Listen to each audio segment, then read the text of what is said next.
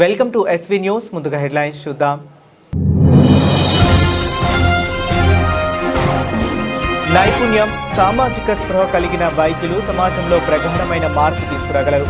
AIIMS Rajkot మొదటి స్నాతకోత్సవ కార్యక్రమంలో రాష్ట్రపతి ముర్ము వెల్లడి.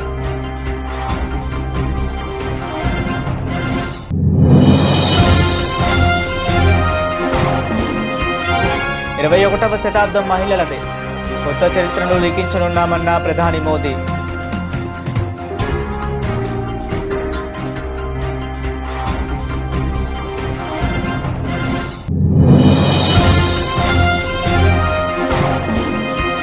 అంబేద్కర్ జయంతి సందర్భంగా ప్రేరణా స్థల్ వద్ద నివాళులు అర్పించిన మోదీ. దేశ నిర్మాణంలో ఆయన కృషి స్ఫూర్తిదాయకమన్న ప్రధాని.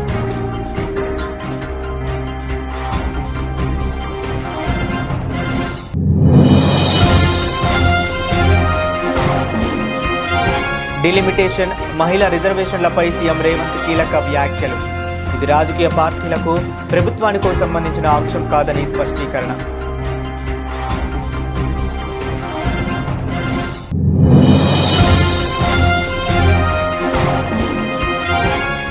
డిలిమిటేషన్పై రాజకీయం చేయకండి, రేవంత్ రెడ్డికి కిషన్ రెడ్డి విజ్ఞప్తి.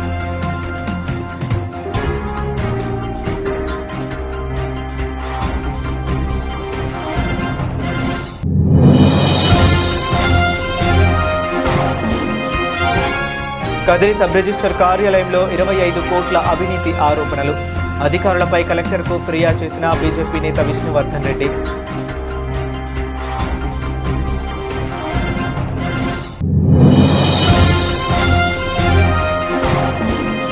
సీతక్కకు నిజాయితీ ఉంటే ఫోన్ల కొనుగోలు విషయంలో సిబిఐ విచారణకు డిమాండ్ చేయాలి. సవాల్ విసిరిన బీఆర్ఎస్ నాయకులు దినేష్ చౌదరి.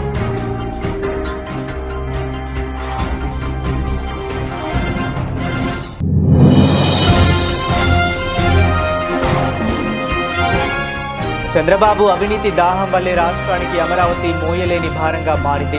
మాజీ మంత్రి పేర్ని నాని విమర్శలు.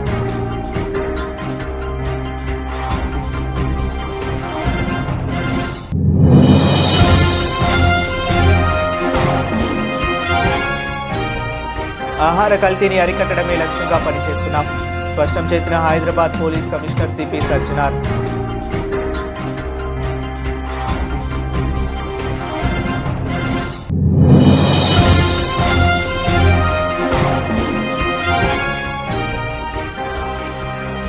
మంగళీ వర్సెస్ అడ్వకేట్ సుబ్బారావు, పంజగుట్ట పోలీసుల కీలక వివరణ.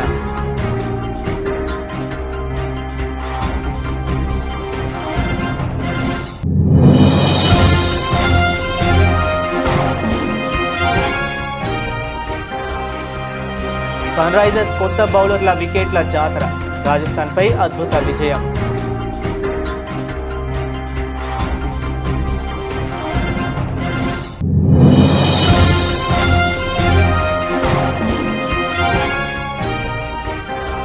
శాంతి మాట, పసిడికి బాట, పెరిగిన బంగారం ధర, వెండి ధరలు.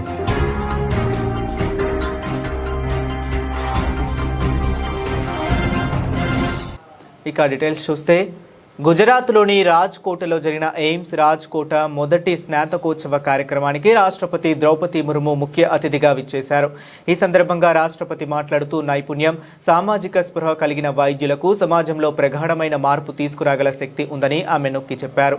వైద్య చికిత్సలో ఆధునిక సాంకేతికత పరిజ్ఞానాల పాత్ర పెరుగుతుందని రాష్ట్రపతి ప్రముఖంగా ప్రస్తావిస్తూనే ఆరోగ్య సంరక్షణలో మానవ సానుభూతి ప్రత్యామ్నాయం లేదని ఆమె ఉద్ఘాటించారు. వైద్యం కేవలం ఒక వృత్తి మాత్రమే కాదు, అది మానవాళికి సేవ చేయాలనే నిబద్ధత కూడా. ఈ వృత్తికి శాస్త్రీయ పరిజ్ఞానం మాత్రమే కాకుండా సున్నితత్వం, సహనం మరియు వినయం కూడా అవసరమని పేర్కొన్నారు. उपाधि प्राप्त करने वाले विद्यार्थी आज केवल स्नातक नहीं हुए, आप सब पर लोगों के स्वास्थ्य की रक्षा करने का दायित्व भी आ गया है। आपको लोगों के जीवन रक्षक के रूप में करुणा का दूत बनकर आगे बढ़ना है, क्योंकि चिकित्सा केवल एक प्रोफेशन नहीं है, ये मानवता का सेवा के प्रति प्रतिबद्धता भी है। इस प्रोफेशन में केवल वैज्ञानिक ज्ञान ही नहीं, बल्कि संवेदनशीलता, धैर्य और विनम्रता की भी आवश्यकता होती है। आपके द्वारा धारण किया गया व्हाइट कोट समाज के उस विश्वास का प्रतीक है जो लोग अपनी बीमारी और अनिश्चितता के क्षण में चिकित्सक के ऊपर करते हैं। इस विश्वास को बनाए रखने की जिम्मेदार आप कंधों पे रखें। మహిళా రిజర్వేషన్ చట్టంతో ముడిపడిన సవరణ బిల్లు పార్లమెంట్ ప్రత్యేక సమావేశాల ముందుకు వస్తుందని, రిజర్వేషన్ బిల్లు మహిళలకు సముచిత స్థానం కల్పిస్తుందని ప్రధాని నరేంద్ర మోదీ అన్నారు. 21వ శతాబ్దంలో అతి కీలకమైన నిర్ణయం తీసుకోబోతున్నామని, పార్లమెంట్ కొత్త చరిత్రను లిఖించేందుకు చేరువలో ఉందని చెప్పారు. ఢిల్లీలో నిర్వహించిన నారీ శక్తి వందన్ సమ్మేళన కార్యక్రమాన్ని ఉద్దేశించి ప్రధాని మాట్లాడారు. आज विकसित भारत की हमारी यात्रा में महिलाओं की भूमिका और भी अहम हो गई है। मुझे संतोष है कि 2014 में आप सबने देशवासियों ने हमें यहां सेवा करने का अवसर दिया है और तब से लेकर अब तक हमारी सरकार ने महिलाओं के जीवन चक्र के हर पड़ाव के लिए योजनाएं बनाई, उन्हें सफलतापूर्वक लागू किया। आज पहली सांस से लेकर आखिरी सांस तक हमारी सरकार कोई न कोई योजना लेकर के भारत की बहन बेटियों की सेवा में हाजिर है।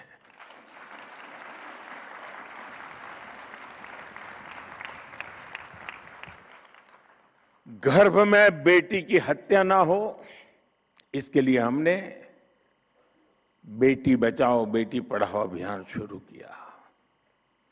गर्भ की अवस्था में मां को सही पोषण मिले, इसके लिए हर गर्भवती मां को मातृ वंदना योजना के तहत 5,000 रुपए की आर्थिक मदद दी।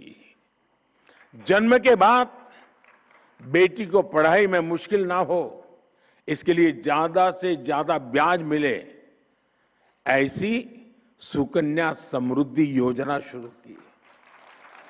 बेटी డాక్టర్ భీమ్రావ్ రామ్జీ అంబేద్కర్ 135వ జయంతి సందర్భంగా పార్లమెంట్లో ప్రేరణా స్థల్ వద్ద ప్రధాని నరేంద్ర మోదీ నివాళులు అర్పించారు.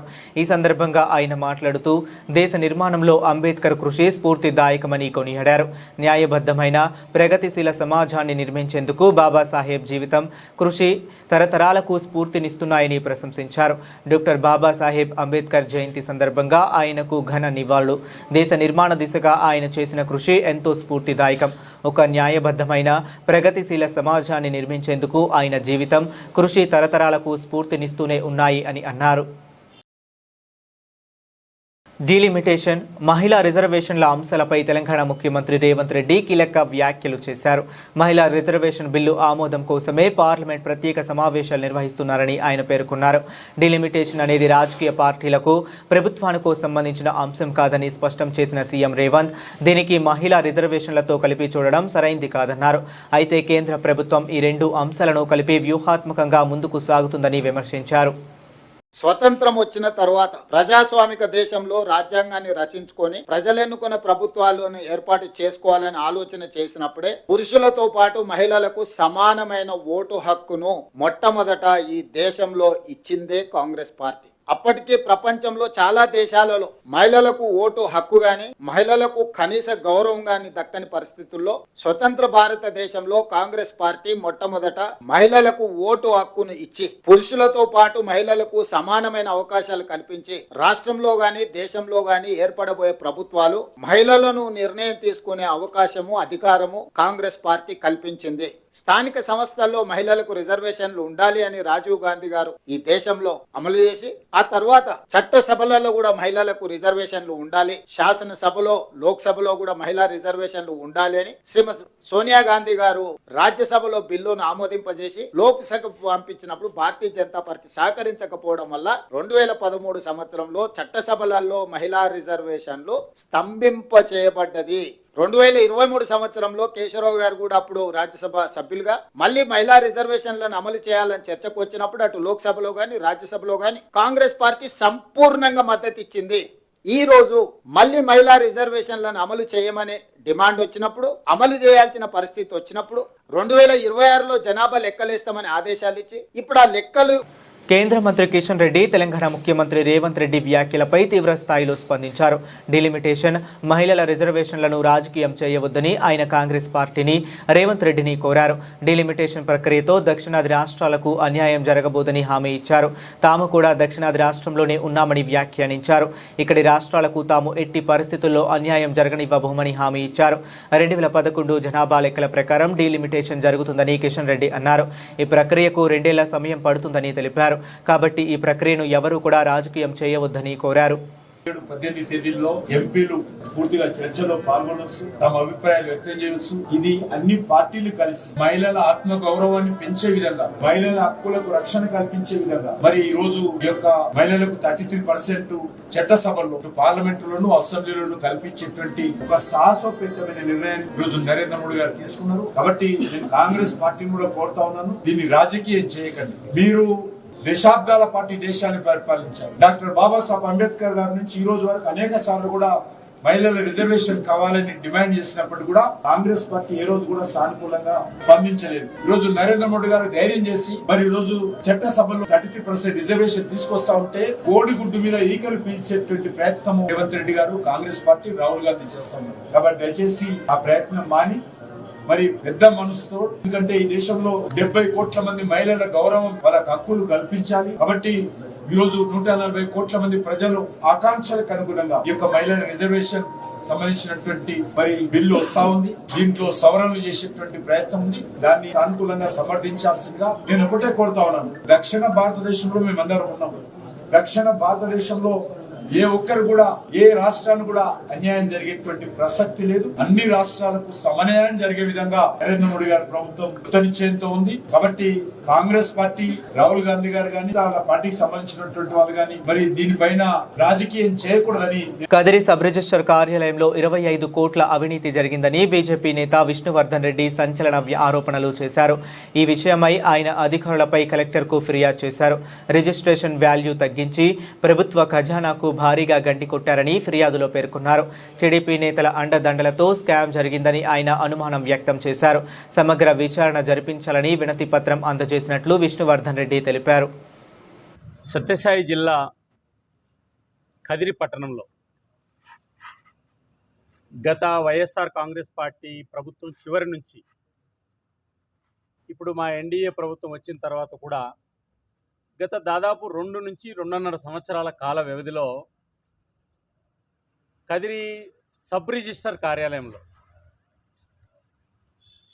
కోట్ల రూపాయలకు సంబంధించినటువంటి నిధులను ప్రజల నుంచి వసూలు చేసి సబ్ రిజిస్టర్ కార్యాలయంలో సబ్ రిజిస్టర్లు, కొంతమంది సబ్ రిజిస్టర్ ఆఫీసుల సిబ్బంది, దళారులు కలిసి ప్రభుత్వ ఆదాయానికి గండి కొట్టి కోట్ల రూపాయలు దోచుకోవడం జరిగింది. పెద్ద ఎత్తున అవినీతి అక్రమాలు చేయడం జరిగింది.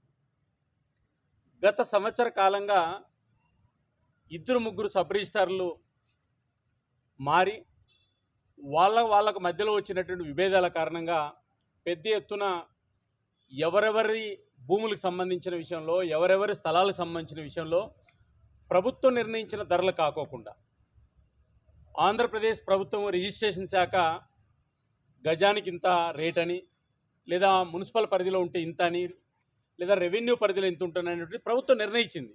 అయితే ప్రభుత్వం నిర్ణయించినటువంటి యొక్క భూములకు సంబంధించి అండర్ వాల్యూ వీళ్ళే వేసి ఒక భూమికి సంబంధించి ప్రభుత్వానికి 8 లక్షల రూపాయలు కేంద్ర ప్రభుత్వ నిధులతో అంగన్వాడీలకు స్మార్ట్ ఫోన్ల కొనుగోలులో సీతక్క 30 కోట్ల స్కామ్కు పాల్పడితే బీజేపీ ఎందుకు మౌనంగా ఉందని బీఆర్ఎస్ నాయకులు దినేష్ చౌదరి ప్రశ్నించారు. దీంతో కాంగ్రెస్, బీజేపీ ఒక్కటే అని 2 ములాఖత్ అయ్యి ప్రభుత్వాన్ని నడిపిస్తున్నాయని ఆరోపించారు. సీతక్కకు నిజాయితీ ఉంటే ఫోన్ల కొనుగోలు విషయంలో సిబిఐ విచారణకు డిమాండ్ చేయాలని సవాల్ విసిరారు. కాంగ్రెస్ పాలకులు మాట్లాడితే మాది ప్రజాపాలన, ప్రజాస్వామిక పాలన, రాజ్యాంగానికి మేమే రక్షకులం అనుకుంటా పెద్ద పెద్ద మాటలు మాట్లాడుతుంటారు. మరి ప్రజాస్వామ్యంలో ప్రశ్నించడం ప్రజల పక్షాన ప్రతిపక్ష బాధ్యత. అందులో భాగంగానే మేము ఒక అంశం లేవనెత్తినాం. తక్కువ ధరకి మార్కెట్లో దొరుకుతున్న సెల్ ఫోన్లను ఎక్కువ ధరకి మీరు ఎందుకు ప్రొక్యూర్ చేశారు? మీరు చెప్తున్న ధరకి మీరు ఇప్పుడు ఇస్తున్న ఫోన్కి మరింత అడ్వాన్స్డ్ వర్షన్ వచ్చిన తర్వాత కూడా అది తీసుకోకుండా తక్కువకే ఇంకా కూడా ఆ పాత అవుట్డేటెడ్ ఫోన్లని మీరు ఎందుకు ఇచ్చారు అనేసి మేము ఒక ప్రశ్న లేవనెత్తినాం. నిజంగానే అందులో కనుక ఎటువంటి అవకతవకలు జరగకపోయి ఉంటే స్వచ్ఛందంగా వారికి వారే ఒక విచారణకు ఆదేశించి ఇందులో ఎటువంటి తప్పు జరగలేదు అని నిజ నిర్ధారణ చేసుకుని ఉంటే బాగుంటుండే. గుమ్మడికాయలు దొంగనంగానే భుజాలు దడుముకున్నట్టు మేము ఎక్కడ కూడా సీతక్క గారు 30 కోట్లు తిన్నారు లేకపోతే ఇంకోటి అనలే కదా. మీ శాఖలో ఈ అవకతవకలు జరిగినట్టు ఆరోపణలు ఉన్నాయి, దీనిపైన వివరణ ఇవ్వండి అంటే దానికి సమాధానం చెప్పకుండా నేను బీఆర్ఎస్ సోషల్ మీడియా వాళ్ళని ఇట్లా అంటారు చెప్పుతో కొడతా అంటే ప్రజాస్వామ్యం ఇదేనా మీరు చెప్తున్న ప్రజాపాలన? అదేవిధంగా కేసీఆర్ గారికి నోటీసులు ఇవ్వడం ఈ అంశంలో మరి నిజంగా ప్రజాపాలన అయ్యుంటే గతంలో ఇప్పుడున్న ముఖ్యమంత్రి ఒక టెండర్ విషయంలో అవకతవకలు ముఖ్యమంత్రి చంద్రబాబు వ్యవహరిస్తున్న తీరు, ఆయనకున్న అవినీతి దాహం వల్ల రాష్ట్రానికి అమరావతి ఒక మోయలేని భారంగా మారిందని మాజీ మంత్రి వైసీపీ నేత పేర్ని నాని తీవ్ర స్థాయిలో ధ్వజమెత్తారు. తాడేపల్లిలో జరిగిన మీడియా సమావేశంలో ఆయన మాట్లాడుతూ ఏపీ రాజధాని అంశంపై ప్రభుత్వ వైఖరిని ఎండగట్టారు. మచిలీపట్నం, విజయవాడ, గుంటూరు ప్రాంతాల మధ్య రాజధాని ఏర్పాటు చేస్తే వచ్చే ఇబ్బంది ఏమిటని ఆయన ప్రశ్నించారు. చంద్రబాబు తన స్వార్థం కోసం రాష్ట్రాన్ని దివాలా తీసేలా రాజధానిని నిర్మిస్తున్నారని ఆరోపించారు. బాధ్యతాయుతమైన పదవుల్లో ఉన్న మంత్రులతో వైసీపీ అధినేత జగన్ను బూతులు తిట్టిస్తూ అసత్య ప్రచారాలు చేయిస్తున్నారని మండిపడ్డారు. చంద్రబాబు గారు, రామారావు గారు తిట్టి తిట్టకుండా ఎన్ని తిట్టారు మిమ్మల్ని? అంత ఘోరంగా, అంత నీచంగా నారా చంద్రబాబు నాయుడు గారిని ఇప్పుడు వరకు వాళ్ళ అమ్మగారు, నాన్నగారు కూడా, ఖర్జూర్ నాయుడు గారు, అమ్మనమ్మ గారు కూడా తిట్టుండ్రు. అంత ఘోరాది ఘోరంగా ఆయన తిట్లు తిడితే ఇంకెవడనైతే అసలు జీవించడానికి కూడా ఇబ్బంది పడాల్సిన పరిస్థితి. ఎన్టీ రామారావు గారు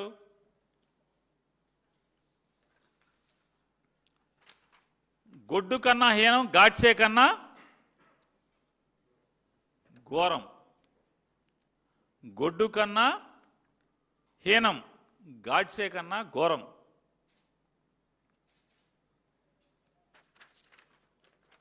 వారు ఏం చెప్తారు? అల్లుడైన కొడుకుతో సమానంగా చూస్తే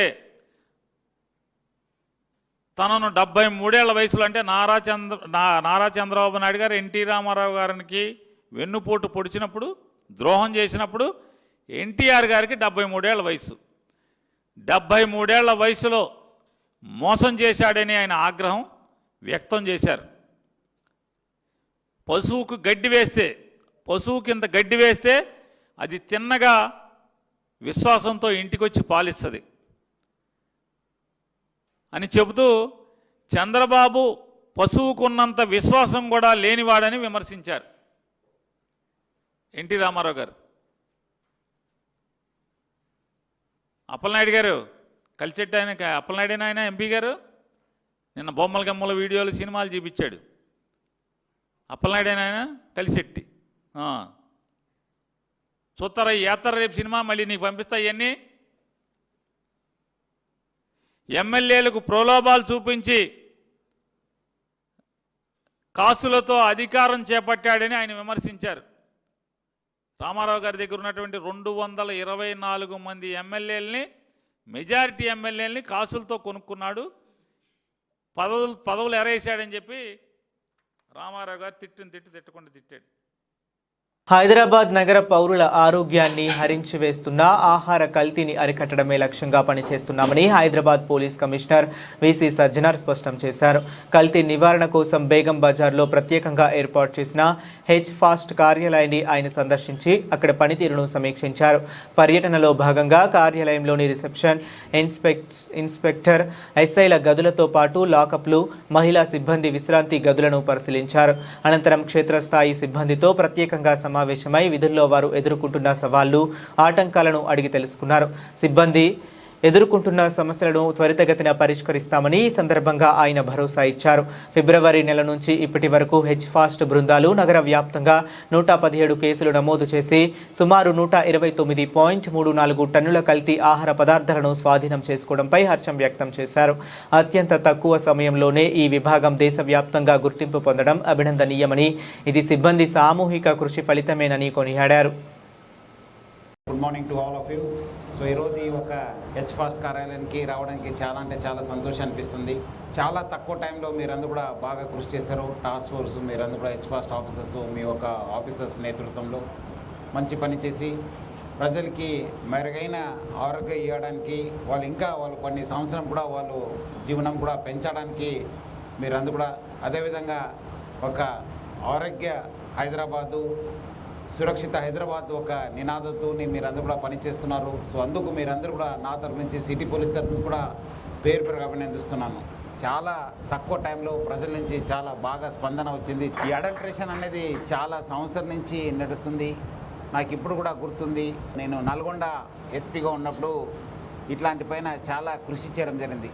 దానికి మొత్తము అడ్డ హైదరాబాద్ అని చెప్పి తేలడం జరిగింది. అప్పుడు కూడా వచ్చి ఇక్కడ fake soaps, fake Vicks, fake అమృతాంజని ఇట్లా రకరకాల ప్రొడక్ట్స్, అట్లానే కొన్ని ఈటరీ వస్తువులు కూడా బాగా అయ్యేది. బట్ మనం అక్కడ డిస్ట్రిక్ట్ నుంచి వచ్చి ఇక్కడ కొంత మనం పట్టుకోవడం జరిగింది. కానీ బట్ ఒక సిస్టమేటిక్ అప్రోచ్గా చేయడానికి మనం ఒక ప్లాన్ చేశాను. బట్ అప్పుడు మళ్ళీ నాకు ఇక్కడ రావడంతో ఒక మంచి అవకాశం దొరికిందని చెప్పి అనిపించి ఈ ఒక హెచ్ఫాస్ట్ని మనము స్టార్ట్ చేయాలి. ప్రజలకు ఒక మంచి మనం మెరుగైన ఆరోగ్యం ఇవ్వడానికి ఉంటుంది. ఎందుకంటే మన ఆయుష్యాన్నే మనము తగ్గించుకుంటున్నాం. బికాజ్ మనకు తెలుసు తెలియకుండానే మనము ఇలాంటి కల్తీ పదార్థాన్ని మనము సేవిస్తున్నాను. మనం కాకుండా మన పిల్లలు, మన చుట్టాలు, మన ఫ్రెండ్స్, మన పేరెంట్స్, సమాజం అంతా దీంతో చాలా నష్టం జరగడం జరుగుతుంది.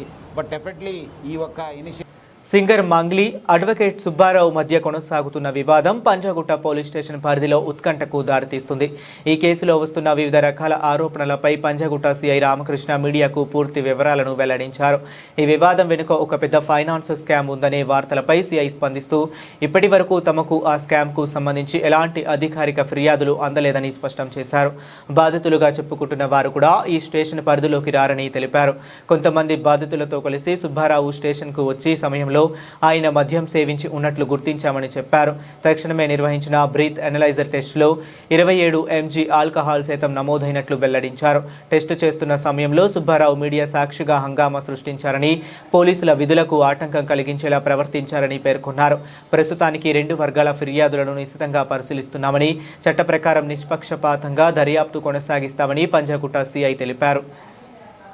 ఇక్కడికి వచ్చేటప్పుడు మద్యం తాగి రాకూడదు అనేది ఎవరికి చెప్పాల్సిన అవసరం లేదు. మద్యం తాగి అతను వచ్చాడని చెప్పి అనుమానంతో మేము ఆల్కహాల్ టెస్ట్ చేయడం జరిగింది. ఆల్కహాల్లో 27 mg అతనికి మోతాదు దాంట్లో రావడం జరిగింది. సో దాని మీద కూడా అతనికి చర్యలు తీసుకుంటాం. సుబ్బు కంప్లైంట్ ఇచ్చినప్పుడు ఫిర్యాదులు విట్నెస్లు ఎప్పుడు సమర్పిస్తా అని చెప్పాడు సార్, ఎందుకు ఇవ్వలేకపోయారు? ఏమైనా తెలుసా, ఏమైనా అడిగారా మీరు? ఎఫ్ఐఆర్ రిజిస్ట్రేషన్ కాగానే ఇస్తా అని చెప్పేసి అన్నారు. సో మేము కూడా అదే అనుకున్నాం. ఇంతవరకు అతను ఇవ్వలేదు. మంగ్లీ ఇచ్చిన కంప్లైంట్ ఇచ్చారు. కంప్లైంట్ ఇచ్చిన తర్వాత దాని మీద మేము లీగల్ ఒపీనియన్ తీసుకొని ఏ విధంగా ప్రొసీడ్ కావాలని చెప్పేసి వెయిట్ చేస్తున్నాం. సుబ్బారావు ఆరోపణలకు సంబంధించి ఆర్థిక లావాదేవీలకు సంబంధించి అంశం మాత్రం పంజాగుట్ట పోలీస్ స్టేషన్ తో ఎలాంటి సంబంధం లేదా? లేదు, పంజాగుట్ట పోలీస్ స్టేషన్ ఆ మైక్రో ఫైనాన్స్ సంబంధించిన దాంట్లో పెట్టుబడి పెట్టిన విషయాలు కానీ మాకు ఎటువంటి ఫిర్యాదు రావడం కానీ ఆ పరిధి కూడా మా దాంట్లో రాలేదు. ఒకవేళ మాకు కనుక కంప్లైంట్ కానీ ఇస్తే కన్సర్న్ పోలీస్ స్టేషన్ మేము దాన్ని ఫార్వర్డ్ చేయడం జరుగుతుంది. అన్ని కావాలని అడిగారు సార్. మీరు సుబ్బు ఫిర్యాదు మీద ఎలాంటి చర్యలు తీసుకున్నారు? మంగ్లీ ఫిర్యాదు మీద ఎలాంటి చర్యలు తీసుకున్నారు? ఇప్పటి వరకు జరిగింది ఏంటి? ఎవరైనా ఎవిడెన్స్ సమర్పించారా? సుబ్బారావు గారు వారం రోజుల క్రితం మాకు పోలీస్ స్టేషన్ లో కంప్లైంట్ ఇవ్వడం జరిగింది. కొంతమంది వ్యక్తులు అతన్ని బెదిరించారని చెప్పి, మధు తదితరులు బెదిరించారని చెప్పి, దాంట్లో మంగ్లీ అని చెప్పేసి ఒక సెలబ్రిటీ వాళ్ళ తమ్ముడు ఉన్నారని చెప్పేసి దాంట్లో పర్టికులర్గా ఆయన మెన్షన్ చేశారు. దాంట్లో బెదిరించారు, తర్వాత మమ్మల్ని తిట్టారని చెప్పేసి ఆయన కంప్లైంట్ ఇచ్చారు. ఆ కంప్లైంట్ అనేది నాన్ కాగ్నిజబుల్ ఇంగ్రీడియంట్స్ ఉండడం వల్ల మేము కోర్టు పర్మిషన్ తీసుకుని దాంట్లో కేసు రిజిస్ట్రేషన్ చేయడం జరిగింది. సో ఇప్పటి వరకు కేసు రిజిస్ట్రేషన్ అయిన తర్వాత అతని వరకు మాకు ఎటువంటి ఆధారాలు సమర్పించలేదు. హైదరాబాద్లోని రాజీవ్ గాంధీ అంతర్జాతీయ స్టేడియంలో జరిగిన ఐపీఎల్ మ్యాచ్లో సన్ రైజర్స్ హైదరాబాద్ అదరగొట్టింది. బ్యాటింగ్, బౌలింగ్లో పూర్తి ఆధిపత్యం ప్రదర్శించి రాజస్థాన్ రాయల్స్పై 57 పరుగుల భారీ తేడాతో ఘన విజయం సాధించింది. సన్ రైజర్స్ నిర్దేశించిన 217 పరుగుల భారీ లక్ష్యంతో బరిలోకి దిగిన రాజస్థాన్ రాయల్స్ ఇన్నింగ్స్ పేక మెడలా కూలింది. ఇన్నింగ్స్ తొలి ఓవర్ వేసిన ప్రఫుల్ హింగే, రెండో బంతికి వైభవ్ సూర్యవంశీ, నాలుగో బంతికి ధ్రువ్ జురెల్, ఆరో బంతికి ప్రిటోరియస్ను పెవిలియన్కు పంపాడు. ఒకే ఓవర్లో 3 వికెట్లు తీసి రాజస్థాన్ను కోలుకోలేని దెబ్బతీశాడు. ఆ వెంటనే 2 ఓవర్లలో యశస్వి జైస్వాల్ 1ను సాకిబ్ హుసేన్ అవుట్ చేయగా, తన తర్వాతి ఓవర్లో కెప్టెన్ రియాన్ పరాగ్ 4 కూడా హింగే పెవిలియన్ చేర్చాడు. దీంతో రాజస్థాన్ కేవలం 9 పరుగులకే 5 కీలక వికెట్లు కోల్పోయి పీకల్లోతు కష్టాల్లో పడింది. ప్రఫుల్ హింగే, సాకిబ్ హుసేన్ చెరో 4 వికెట్లతో రాజస్థాన్ పతనాన్ని శాసించారు. ఇషాన్ మలింగా 2 వికెట్లు పడగొట్టాడు. చివరకు రాజస్థాన్ 19 ఓవర్లలో 159 పరుగులకు ఆలౌట్ అయింది. అంతకుముందు టాస్ గెలిచిన రాజస్థాన్ రాయల్స్ ఫీల్డింగ్ ఎంచుకోవడంతో సన్ రైజర్స్ హైదరాబాద్ బ్యాటింగ్ ప్రారంభించింది. కెప్టెన్ ఈశాన్ కిషన్ 44 బంతుల్లో 91, 8 ఫోర్లు, 6 సిక్సర్లు విధ్వంసకర బ్యాటింగ్తో చెలరేగాడు. రాజస్థాన్ బౌలర్లను లక్ష్యంగా చేసుకుని బౌండరీలు, సిక్సర్లతో హోరెత్తించాడు. శతకానికి చేరువలో అతడు అవుట్ అయ్యాడు. ఆ తర్వాత హెన్రిచ్ క్లాసెన్ మెరుపు ఇన్నింగ్స్లు ఆడారు. ముఖ్యంగా నితీష్ తన చిన్న ఇన్నింగ్స్లో 4 సిక్సర్లు బాది స్కోర్ బోర్డును పరుగులు పెట్టించాడు. చివరిలో సలీల్ అరోరా కూడా రాణించడంతో సన్ రైజర్స్ నిర్ణీత 20 ఓవర్లలో 6 వికెట్ల నష్టానికి 216 పరుగుల భారీ స్కోర్ సాధించింది. రాజస్థాన్ బౌలర్లలో జోఫ్రా ఆర్చర్ 2 వికెట్లు తీశాడు.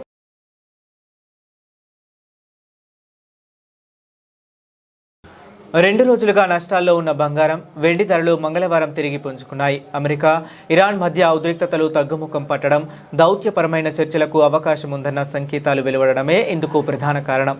దీంతో ద్రవ్యోల్బణంపై ఆందోళన తగ్గడంతో బులియన్ మార్కెట్లో కొనుగోలు ట్రెండ్ కనిపించింది. అంతర్జాతీయ మార్కెట్లో కామెక్స్ గోల్డ్ ధర 0.74% పెరిగి ఔన్స్కు $4,802.80 వద్ద ట్రేడ్ అయింది. గత 2 సెషన్స్లలో కోల్పోయిన నష్టాలను చాలా వరకు రికవరీ చేసింది. అలాగే వెండి ధర కూడా 2% పెరిగి ఔన్స్కు $77.16లకు చేరింది.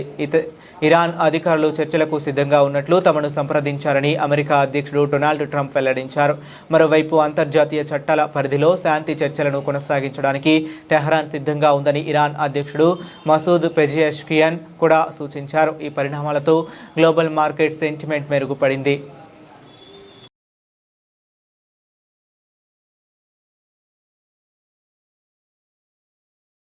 బులెటిన్ ముగించే ముందు మరొకసారి హెడ్లైన్స్ చూద్దాం. నైపుణ్యం, సామాజిక స్పృహ కలిగిన వైద్యులు సమాజంలో ప్రగాఢమైన మార్పు తీసుకురాగలరు. ఎయిమ్స్ రాజ్కోట్ మొదటి స్నాతకోత్సవ కార్యక్రమంలో రాష్ట్రపతి ముర్ము వెల్లడి.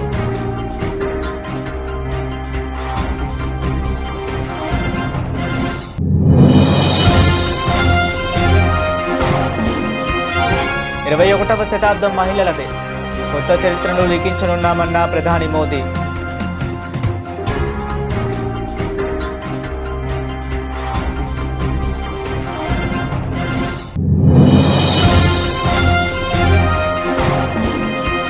అంబేద్కర్ జయంతి సందర్భంగా ప్రేరణా స్థల్ వద్ద నివాళులు అర్పించిన మోదీ.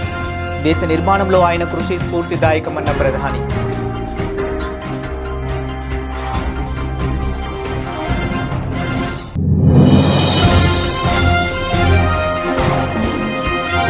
డిలిమిటేషన్, మహిళా రిజర్వేషన్లపై సీఎం రేవంత్ కీలక వ్యాఖ్యలు.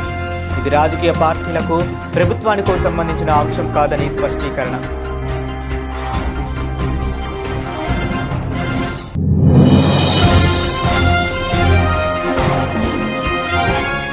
డిలిమిటేషన్పై రాజకీయం చేయకండి, రేవంత్ రెడ్డికి కిషన్ రెడ్డి విజ్ఞప్తి.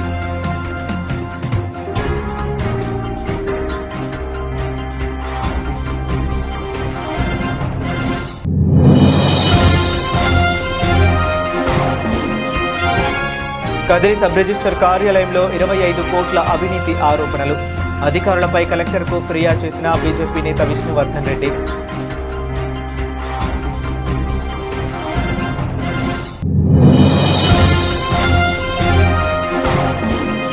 సీతక్కకు నిజాయితీ ఉంటే ఫోన్ల కొనుగోలు విషయంలో సిబిఐ విచారణకు డిమాండ్ చేయాలి.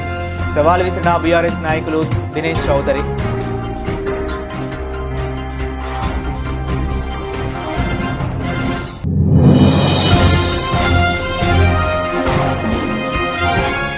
చంద్రబాబు అవినీతి దాహం వల్లే రాష్ట్రానికి అమరావతి మోయలేని భారంగా మారింది. మాజీ మంత్రి పేర్ని నాని విమర్శలు.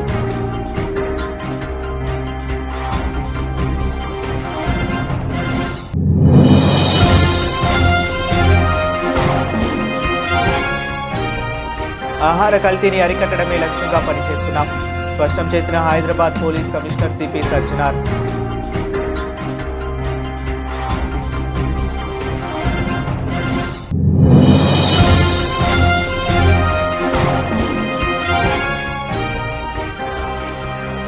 మంగళి వర్సెస్ అడ్వకేట్ సుబ్బారావు, పంజగుట్ట పోలీసుల కీలక వివరణ.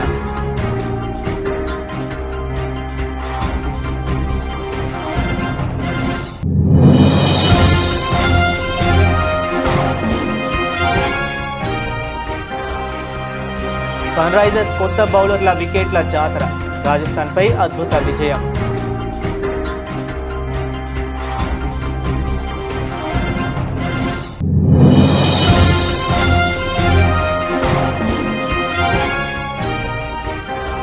శాంతి మాట పసిడికి బాట, పెరిగిన బంగారం ధర, వెండి ధరలు.